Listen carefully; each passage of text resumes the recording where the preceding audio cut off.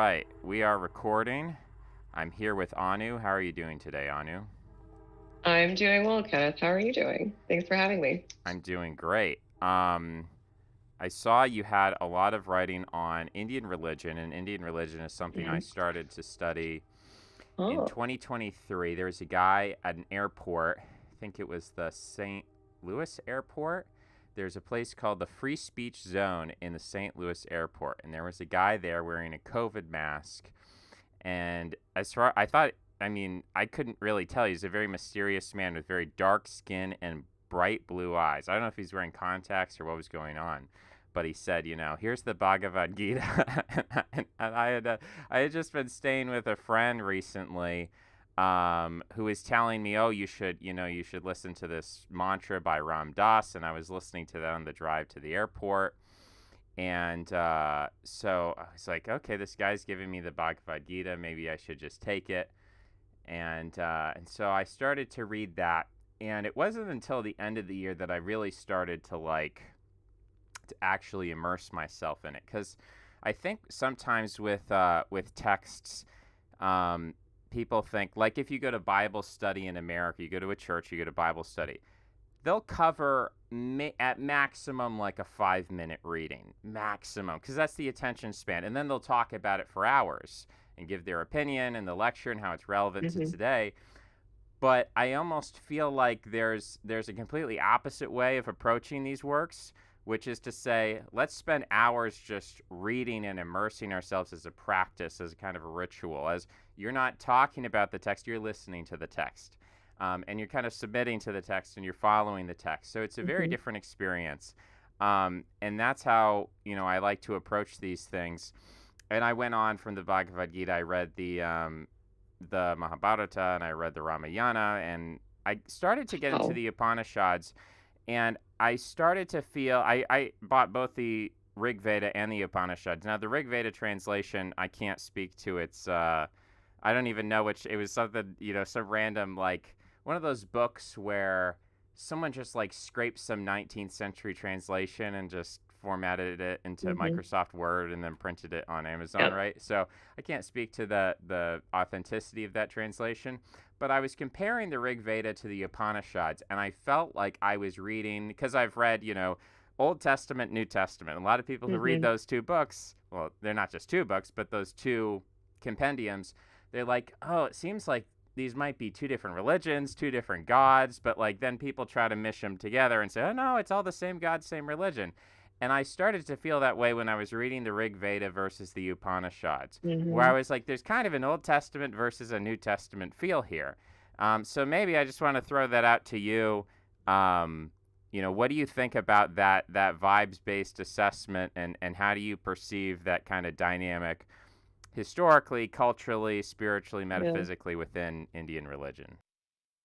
Fascinating. Thank you for that overview of what you've read. And I appreciate how widely read you are. I don't actually expect that from even Indians of any kind, right? And it's funny. It seems like white people are more willing to dive into Indian philosophy than Indians are. I know that's going to be a controversial statement, but I mean, no Indian wants to talk to me about this really. So okay, going to one of the first points you made, you said it was submitting and listening versus just reading with your brain, like sort of a disembodied rationalist approach, and that is true, especially for the Bhagavad Gita, because Krishna talks about the various types of yoga, but he ends with bhakti yoga, which is the yoga of divine, like loving the divine and surrender. I'm sorry, my cat.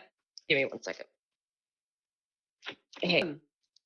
So he that's what the Gita closes with, and that's very different, as you noted. The Upanishads are different from the Rig Veda.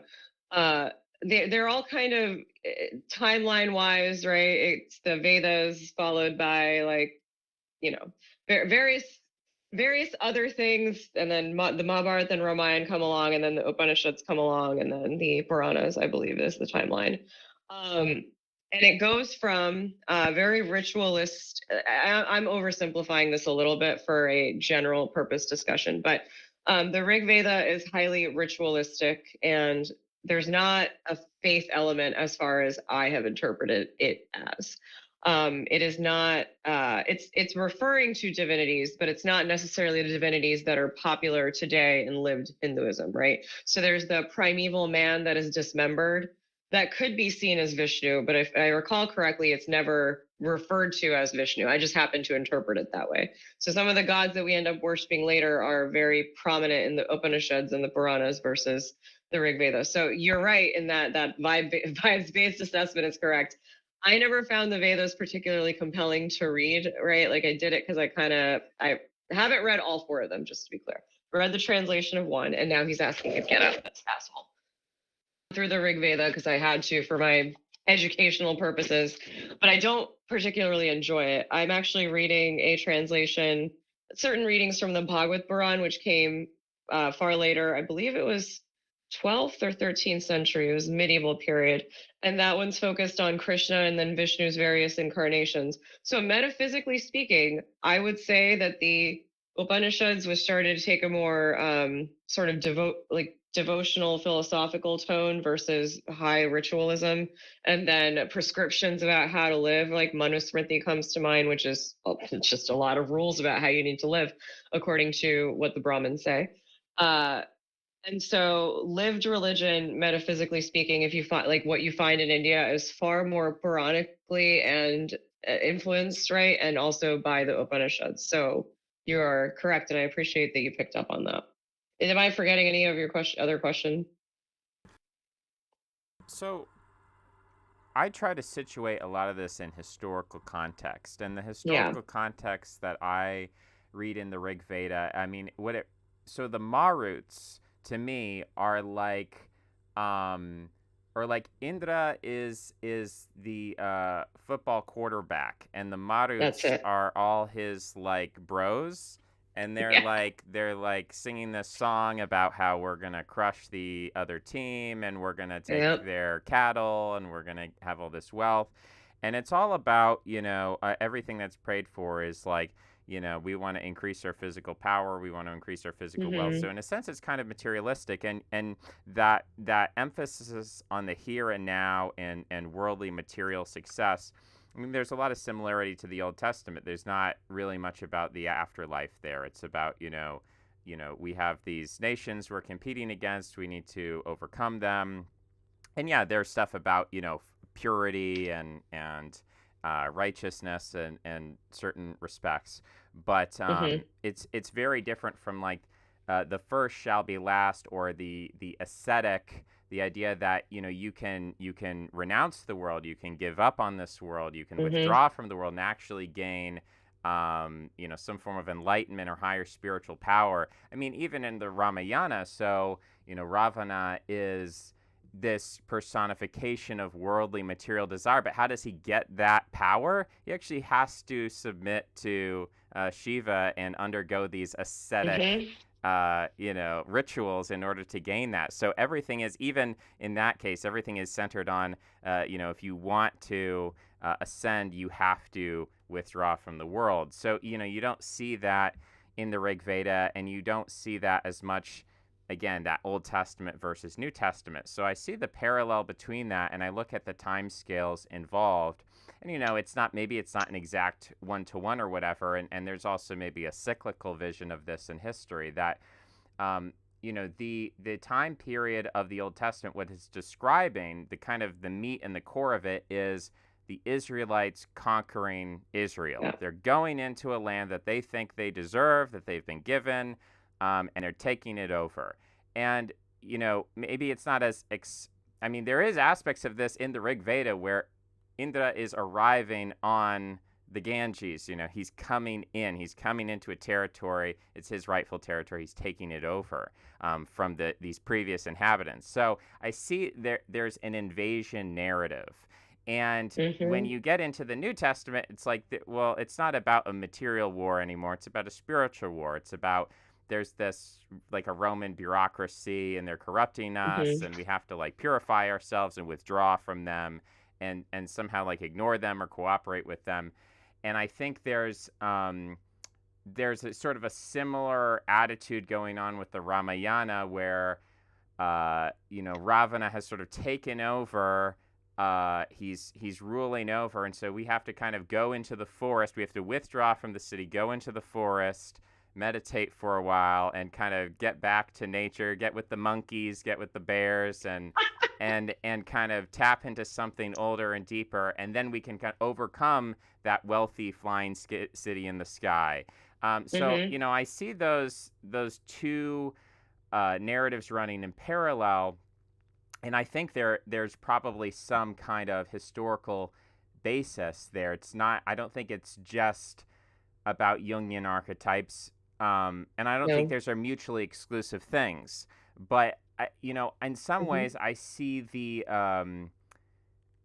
I guess I have this theory that the Upanishadic view is ultimately older, that you almost have to Huh. you have to develop that deeper perennial view of civilization and spirituality, and it's actually Mm-hmm. the Rig Vedic conception of, we're just going to go in there and we're going to take over and we're going to rule over these people. Well, if you're trying to rule over people, that means people already lived there and they were already had a Mm-hmm. civilization. So in some ways, I actually view the Upanishads as like more primordial, and the Rig Veda as actually kind of like an Mm. addition or an interruption of that form of spirituality. Interesting.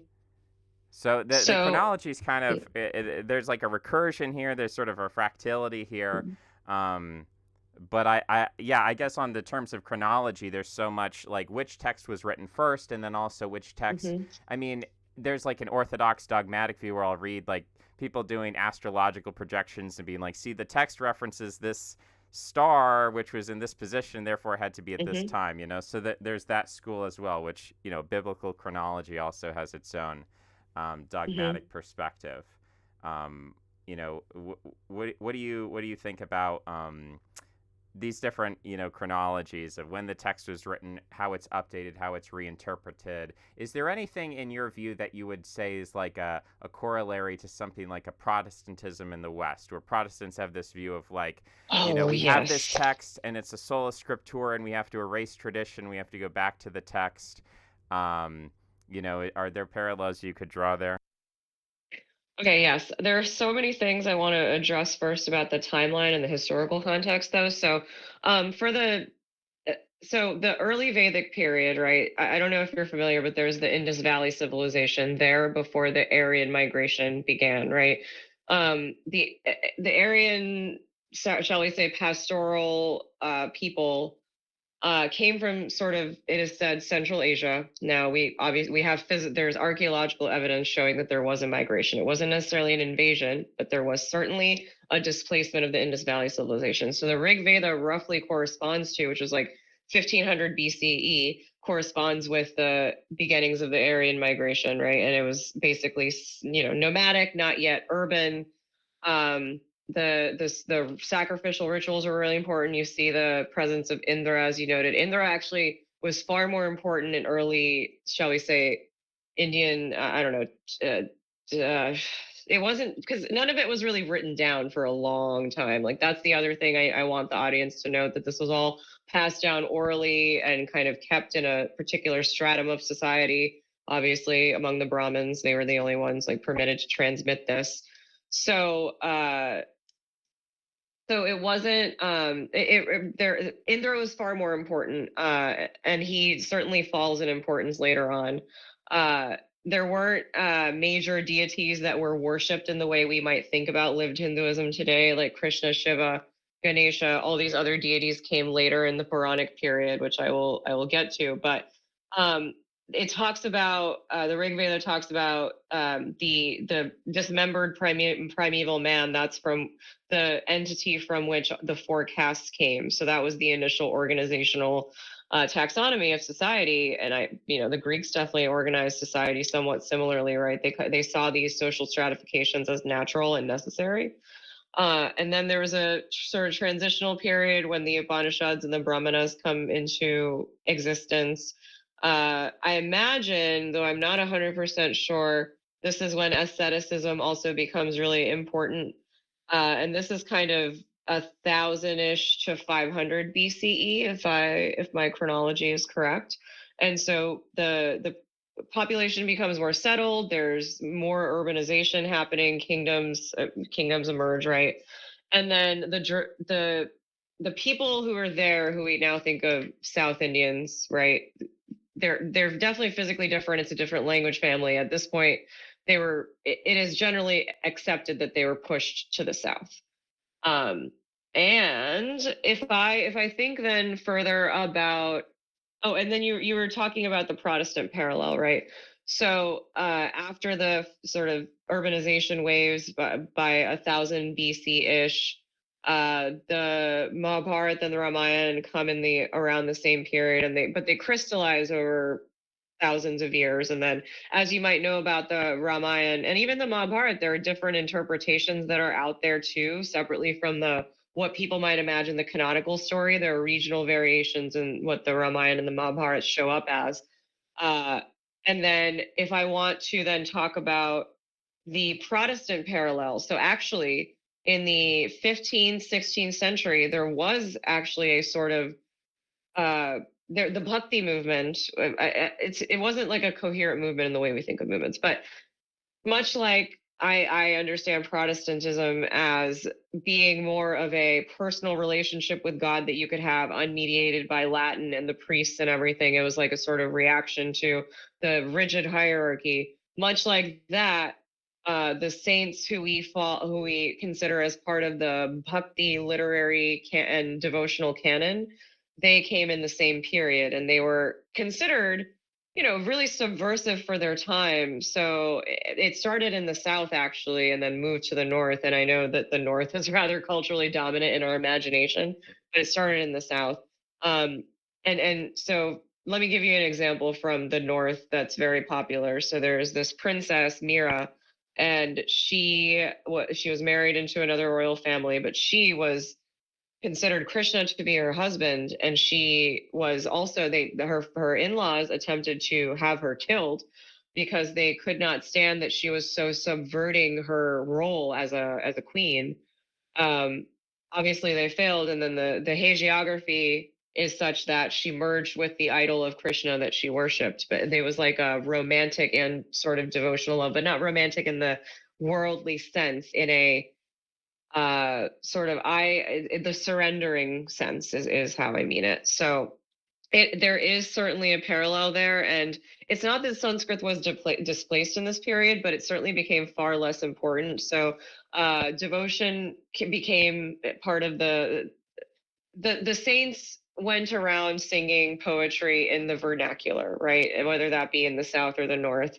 And so a lot of that poetry that these saints of that period left behind has now become the basis of lived Hinduism for people, regardless of if they're in India or America. They may not even have really any idea if they're in America. This kind of forms a sort of foundation for them. And then it also embedded itself into the Indian performing arts that became more crystallized in the 20th century, and especially in the post-independence period.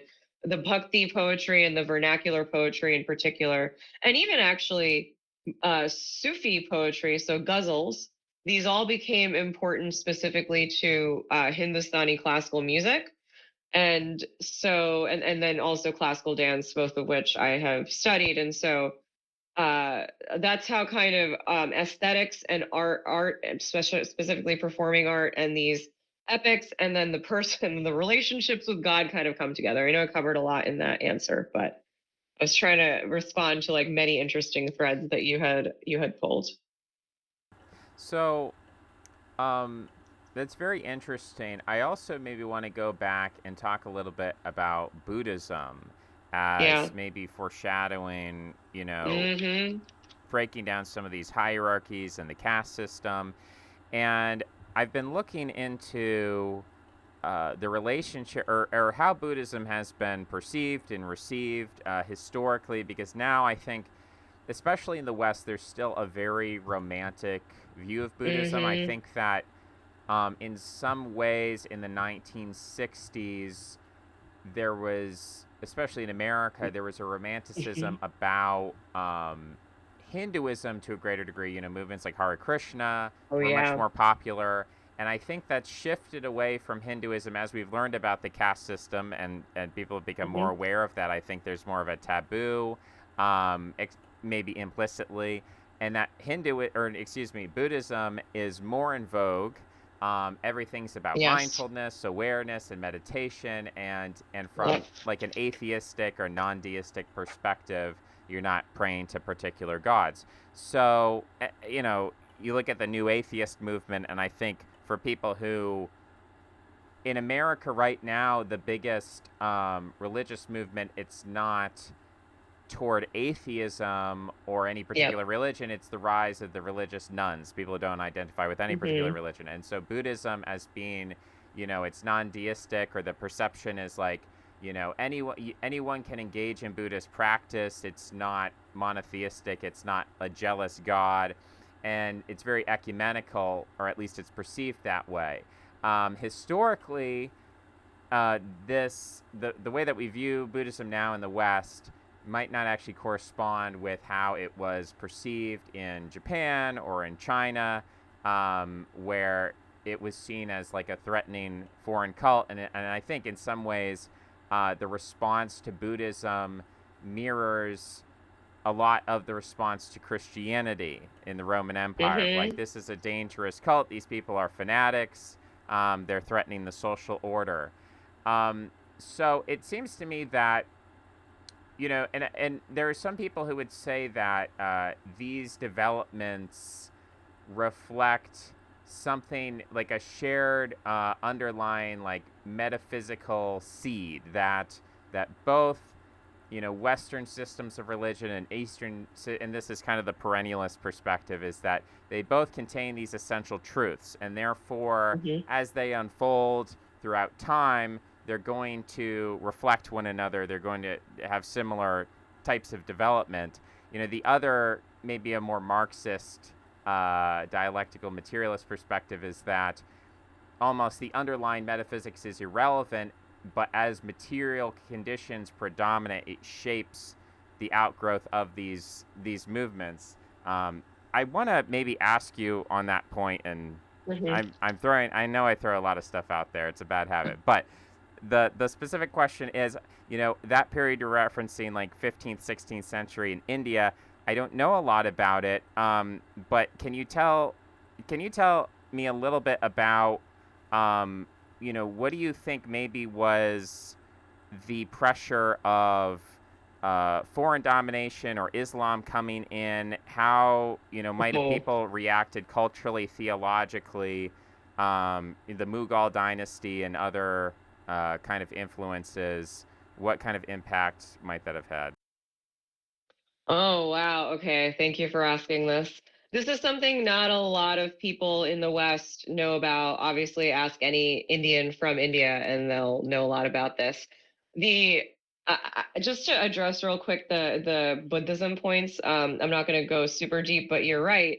Buddhism is viewed as this more sort of foreign imperial like imposition in all these other societies that it spread to, and especially like right Southeast Asia, East Asia, Japan, Cambodia. And Hinduism also spread to Southeast Asia in particular, right? Like the temple Angkor Wat, that is a Hindu temple, and it was a specifically it was a specific kingdom in the south that sort of propagated Hinduism all the way to Southeast Asia. So Indians have engaged in imperial expansion, and this is why the empire narrative of the, shall we say, Europe, the narrative about the European empires is so incomplete and out of historical context, where we have decided that any European power that ever engaged in empire is the most evil society possible, right? And it is a reason, for example, to dismiss any sort of attachment to America as, yeah, like a patriotic attachment. Whereas all these other places that are considered now oppressed and brown, I mean, those societies also engaged in empire. And we have to remember that empire is a thing elite people undertake. It is not something that you should paint a society with a broad brush and say like this entire society is somehow complicit in imperialism. Like it from a Marxist perspective, right? are the subalterns and just, and by that I mean the regular people, really complicit in empire? Like, I don't agree that they are. And then the nuns, right? I agree with you that Buddhism is actually far more acceptable in American society than Hinduism. Like, Hinduism has gotten like kind of a bad name, not just because like the Hare Krishnas are slightly, I mean, people tilt their head at them, but I think Indians have also, and especially Indian Americans, have done a lot to help this view along that Hinduism is very rigidly hierarchical and caste oriented and kind of and kind of tainted by Hindu nationalism. I became an atheist after majoring in religion precisely because I learned about Hindutva, which is the name for Hindu nationalism. And I viewed my entire upbringing as having been tainted by anti-Muslim sentiment. And that, in retrospect, like, I really regret this period of atheism that I had, because I left like a sense of love for the divine, like, kind of behind, and it took me a long time to find my way back, especially because I had kind of adopted a Western view of Hinduism and I didn't realize it at the time. And so what I had grown up with, I lost, and I really hate that I let myself get there. And it was actually a Marxist professor of English who had emigrated from India who was the woman who turned me away from it, because she told me that the Hindu Student Council that I was part of at the University of Florida was actually funded by the American arm of the BJP, which is the Hindu Nationalist Party in India. So that entirely turned me off, and I regret it. And then Buddhism here, my partner also, despite, like, he is an atheist. He grew up Catholic, and he's very uncomfortable with Christianity. He is far more accepting of Buddhist concepts, and so are, I mean, many white people. And Buddhism, you're right, just doesn't have this sense of idol worship, so it is more acceptable in a multicultural society that's pretty skeptical of religion. And if anyone's interested in knowing more about religious nuns, there's this book called Strange Rites by Tara Isabella Burton, who is actually a scholar of religion, but she writes for a popular audience also. And so even Christians have incorporated concepts like mindfulness and reincarnation and all of these things, like, meaning people who believe in the Christian God and may not go to church. So there's a lot of mixing and matching happening where people are making a bespoke religion, and then Buddhist concepts are a big part of that. Sam Harris, famous atheist, right? But he also has a meditation app and he incorporates Buddhism. DBT, dialectical behavior therapy, also based on Buddhism. The founder is a Zen master. So it has kind of permeated society in a way that Hindu concepts also have. But because Hinduism itself is tainted, no one recognizes those concepts as Hindu or Indian in origin. Now, moving to the Islam question, that was an empire that came from Central Asia. Definitely just, much like the Aryan migration, they moved south. They were also highly pastoral, right? They conquered much of India, not all of it, right? There are also Hindu kingdoms still in place, and the Hindus and Muslims, Hindu and Muslim ruled kingdoms fought a lot. And for good reason, right? Like, we shouldn't assume that just because Muslims of today are considered oppressed brown people in America, that every Muslim imperial activity is somehow okay. Like, we talk shit about the Crusades, but then we don't. And then we talk about the British Empire in India. No one's thinking about the fact that the Indians have been conquered multiple times, and that has actually created a sort of historical consciousness within India, where a lot of Hindus there think that India should be a Hindu nation despite it being a secular democracy. And I used to find this view gross because it implied to me that they thought of Muslims as second-class citizens. I do think that modern Muslims, have been turned by this particular regime into second-class citizens by certain laws that have been passed since Modi became prime minister. But that doesn't mean that we should forget that Islam was imposed on India, right? And because of the need to escape sort of caste hierarchy, too, there was a lot of conversions to Buddhism over the centuries, and then to Islam also. I mean, why would low caste people not want to convert to these other religions where they have, some semblance of equal sort of consideration? And so that is one of the sort of, so we say, sociological effects. But then Islamic culture and aesthetics are very particular, right? They are against idol worship, but Hinduism and Islam as broad buckets mix quite a bit to produce this really unique aesthetic. And shall we say, Sufism, right, came out of this melting pot. much of what we so ghazals, which is Urdu, Urdu poetry. Urdu is actually part of the. It came out of the melting pot of Hinduvi, which was kind of like the indigenous North, or sorry, indigenous at the time North Indian language, plus like Farsi and Arabic, right? So all of these mixed together to form Urdu, which is the national language of Pakistan. So that language has Arabic and Farsi vocabulary, whereas like Hindi has been codified and Sanskritized because we imagine Hindi as essentially Hindu and Urdu as essentially Muslim, even though they didn't start out that way. They just kind of emerged from the melting pot of Hinduism and Islam. So great things came out of that mixing, but there was also a lot of oppression. There were temples that were ransacked, and a lot of like leftist Indians like to deny that ever happened. Now, of course, there are also Muslim rulers who patronized temples and like weren't the enemies of Hindus and didn't forcibly convert people, but there are also emperors who did. So it's a mixed bag, and I think we have a really simplistic view of it. And then when India and Pakistan fight today, there's not that historical context that people have of like do India and Pakistan perennially hate each other. So I will pause there. I want to briefly comment on something you said about. So we were talking about the idea of a Protestant Hinduism, and you were saying a lot of Yeah. that was coming out of the South. And it strikes me that in Europe, the areas where Protestantism was the hottest were in the North, and Northern Europe was kind of a latecomer to Mm-hmm. Christianity. And in some ways, there's a book called The Germanization of Early Christianity that goes into how we got Christmas because it was Yule, because it was the winter solstice, and Santa Claus is Odin, and all of these things Mm-hmm. that now are thought of as typically Christian were actually originally Germanic paganism.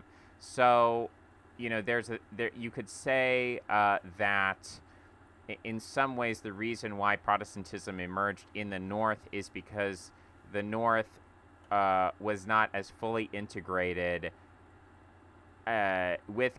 Christianity as Southern Europe, and that it viewed Rome and the Roman Catholic Church as a foreign imposition, and it wanted to free itself from that. And you could look at what happened in South India as maybe a parallel. I think Buddha came from the north, so that narrative Mm-hmm. doesn't exactly work. But also, you're discussing all of these layers. It's almost like going to the Grand Canyon and seeing all the layers of rock stacked on top of each other, and it's Mm-hmm. and you're like, oh well, the indigenous language. Oh well, I'm sorry, because we're talking about this multi-thousand year history Mm-hmm. where it's really difficult to talk about an indigenous people. And I Yeah. think Yep. I think the truth of humanity is actually, there really are no indigenous people. It's only a lack of history that gives us the illusion that there are Yeah. indigenous people, and where we perceive there being less indigeneity, or whatever the adjective is. That's actually due to historical record keeping. That we Mm-hmm. know this people replace this people replace this people. In other places we just don't know. In a pre-literate culture, we might have some genetic evidence here and there, but it's difficult to reconstruct events, especially when you don't have.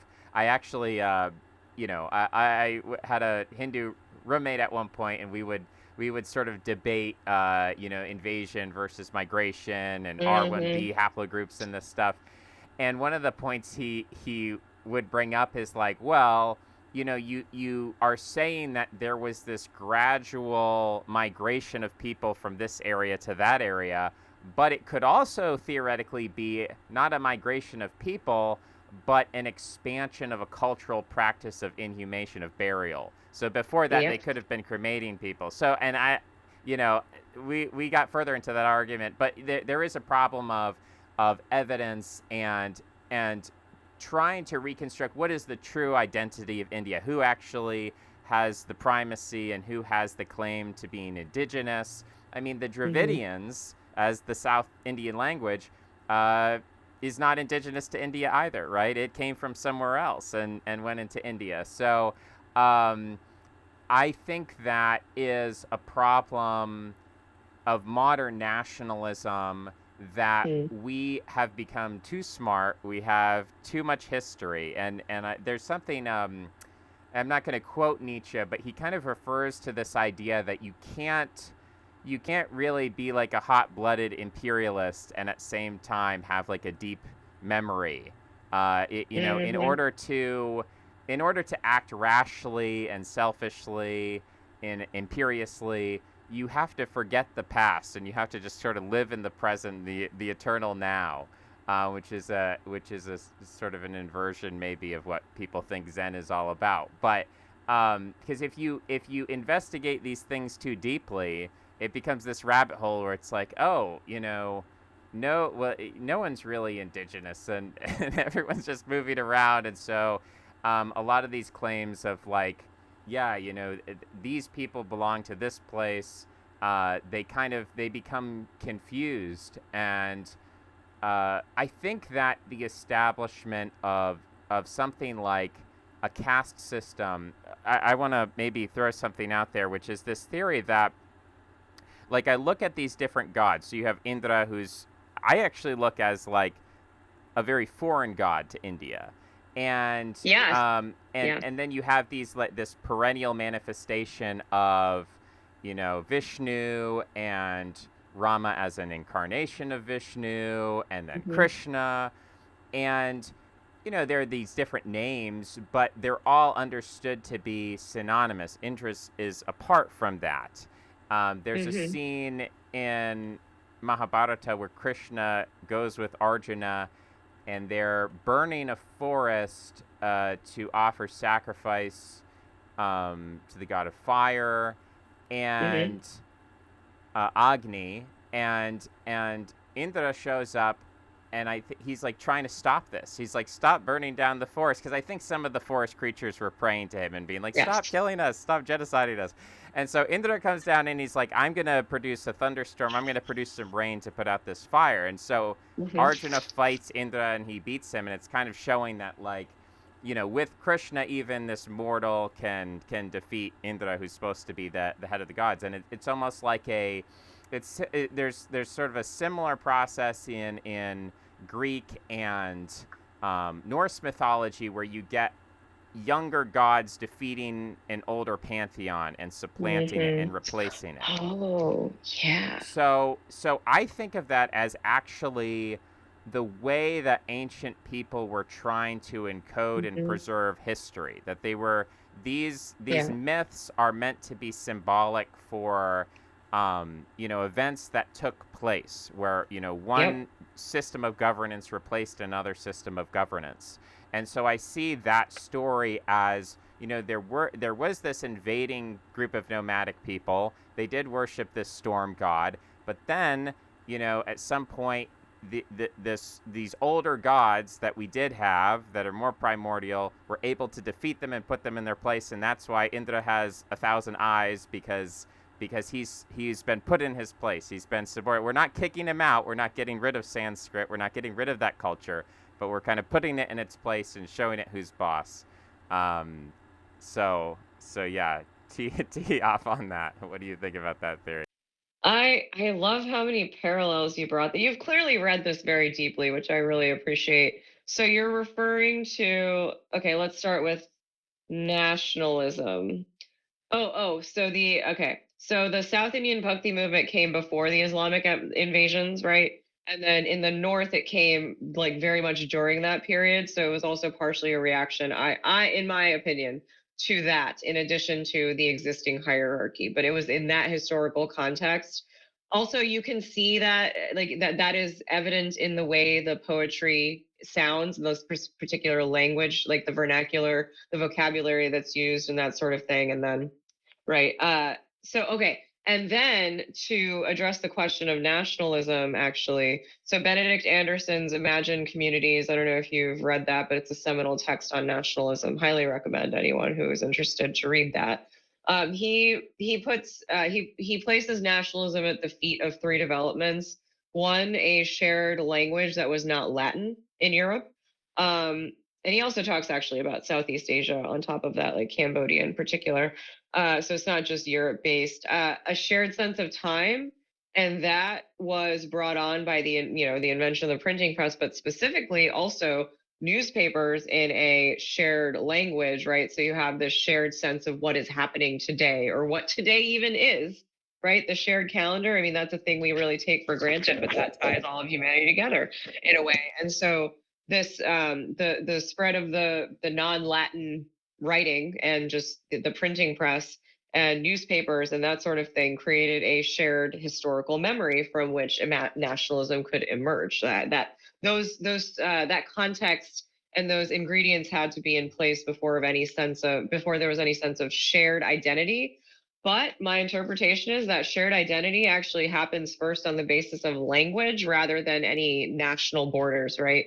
Like what is and it was very localized at the time. We have really large polities now, and it makes sense that we have fragmented within those polities, right? In the United States, that could be 5 different countries, but we insist on being one country. Every state could be its own country, like France and yeah, sorry, Eastern Europe, for example, same problem. It is broken down along all these borders that don't actually make sense in terms of the ethnic composition. Not to go too deep into that. And then to address the Khandava forest burning, so, for anyone familiar with the Mahabharata who happens to be listening, that is when the Pandavas get their own kingdom, and that's one set of cousins. And that war did it is generally accepted that a war did happen. By the way, it obviously didn't happen exactly like that with those exact characters, but a great war did break out, and millions of people died. Same thing with the Ramayana, also based on a war between the North and the South. It is thought among historians of religion. So the burning of the forest. So Indra, you're right. So with Krishna, Arjuna burns the forest, and it is also thought that, and I think this makes sense, that the creatures in the forest were actually symbolic of the populations that live there rather than being actual creatures or demons, right?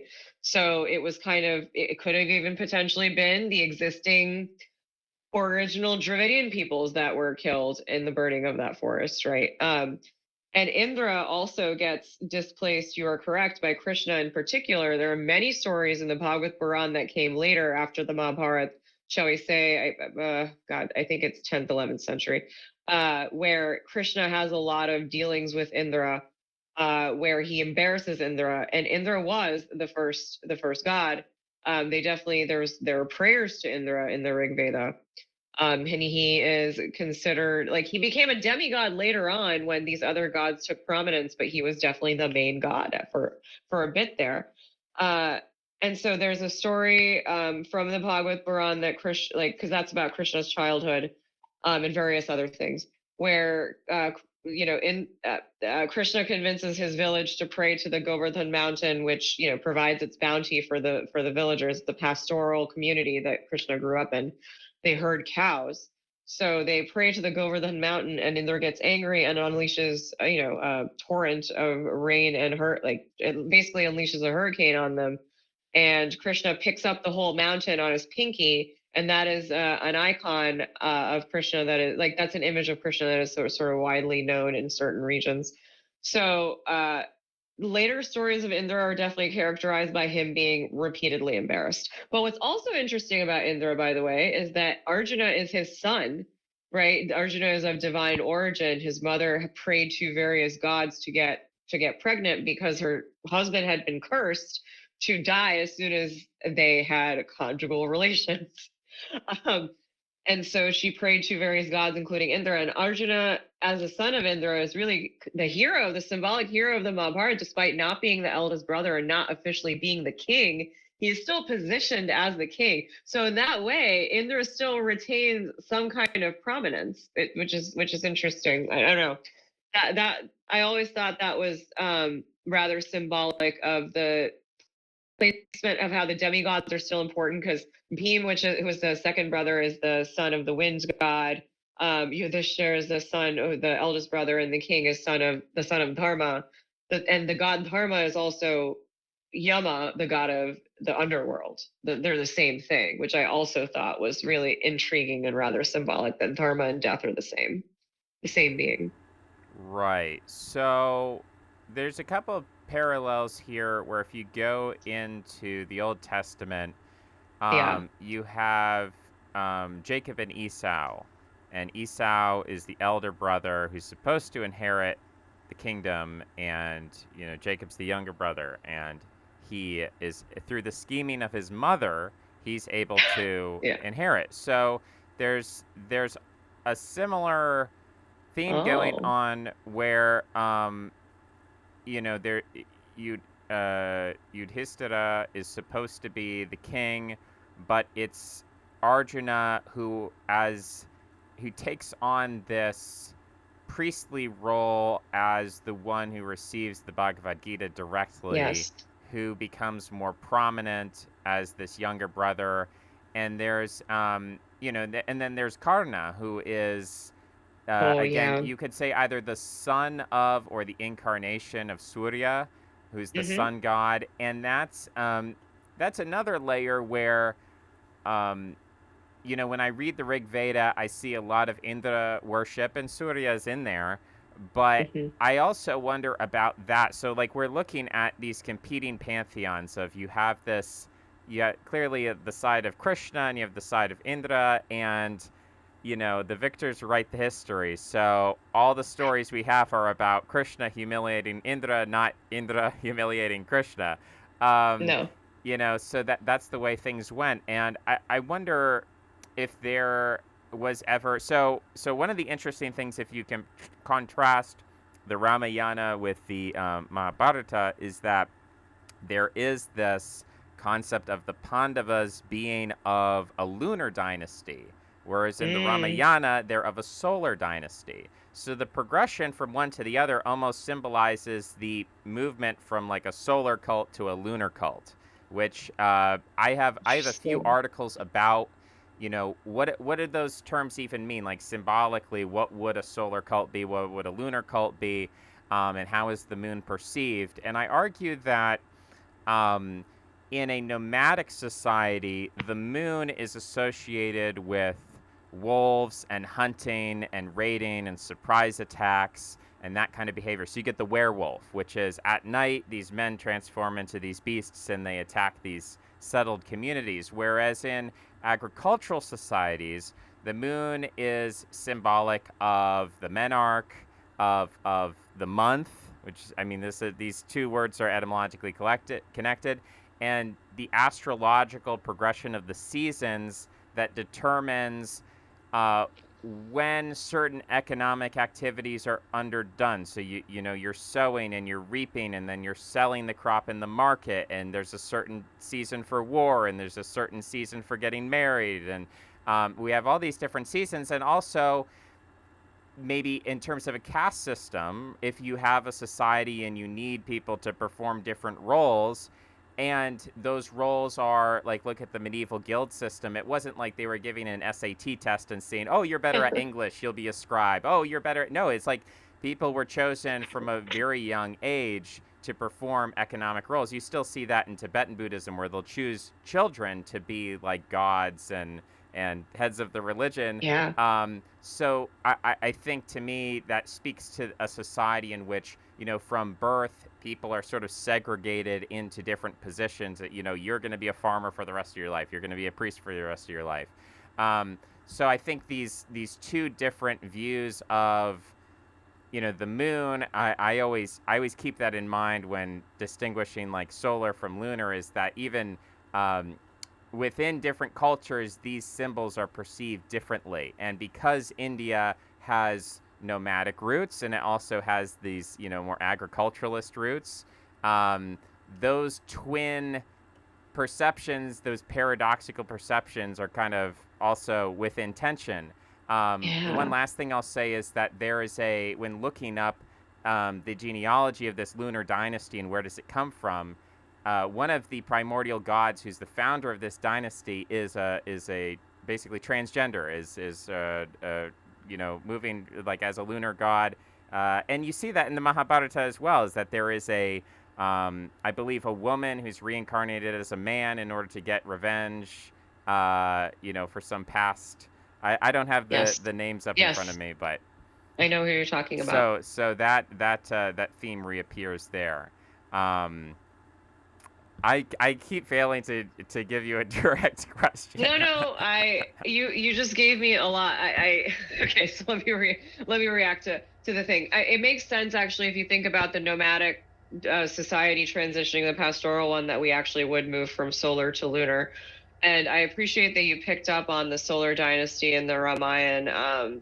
Obviously the dynasty becomes really important, and it's general. It has a general thrust, or an ethos, shall we say. So the solar dynasty, the Ramayana, is very concerned with what is a righteous king, what is like a perfect man. And I view the Mahabharata as more, and what are one's duties socially speaking. And I view the Mahabharata as more a commentary on what happens when society decays morally, right? It's I think I view it as more gray, with more gray characters versus a clear good evil narrative. I view the Ramayana as very much, obviously Ravan has Brahminical origins, but he is said to have fallen to evil deeds, right? Because of the influence of, uh, you know, desire, I guess. But there are also other things playing into that I won't get into. Uh, but it is far more black and white in my opinion, whereas the Mahabharata has many characters that illustrate how morality is just not black and white, and dharma is not either. You have the individual dharma, and then you have your dharma toward the greater good. And the Mahabharata is very concerned with what it means to be responsible, I think, in my opinion, to the greater good. And then the gender fluid offspring of Manu. Ela, I think, is who you're talking about. And then there was another character in the Mahabharata who was born into the Panchalas, who are Draupadi's family. Shikundi was born to also her father, and he was a woman in a past life, and he was born to Drupa so he could get revenge on Bhishma, and because Bhishma spurned his female past, and like the woman he was born as before, because he had taken a vow of celibacy, and so she had been kidnapped by Bhishma for his brother, and then his brother rejected her, or sorry, she rejected him. It was a whole thing basically, and so she ended up a woman alone that couldn't be married to anybody, and so Bhishma kind of ruined her, and that's actually what undid Bhishma is his vows being undertaken without care for the larger context in which he was making them and what they would affect. And then, yeah, I guess you've picked up so many interesting parallels that I actually haven't, only because I haven't read the Old and New Testament with that much depth. Though I have started recently. I've been going to a Presbyterian house church on and off. Because a friend invited me, and I thought, this is really interesting. I want to go learn about the Bible. So I'm going to take as homework is that I need to go do some more comparative religious study. And I deeply appreciate the detail with which you approach these topics, and that we talked about it in this much depth. I was really not expecting it. So this was a great pleasure for me. And I want to be mindful of your time also, since I know we're almost at the hour. It's not. It's more mindful of the other people who need my time. But I'd love to continue this conversation at some We point. should. I'd love to host you next time, and we should continue this comparative religion thread that we have going. Oh yeah, there's and I a appreciate ton. your work. I think we're gonna do. I think we're gonna get more into Ramayana and maybe talk about some revisionist pro-Ravaniya takes. Oh yes. Oh, That's and what then it's the called. role of the Ramayana in the Hindu nationalist movement. I really want to talk about that, because Oh that's yeah. been really important. Yeah. Yeah, So, definitely. and then vernacular Ramayana and all these things. We'll But make anyway, some thank you for notes. having me. We'll come more Yeah. prepared. This was just a random That's pop-up okay. thing. But This was a pleasure. absolutely Thank you. great meeting you, Anu, Yeah, and you hopefully too. we speak again soon. We will. All right. All right. Take care. Bye-bye. Bye.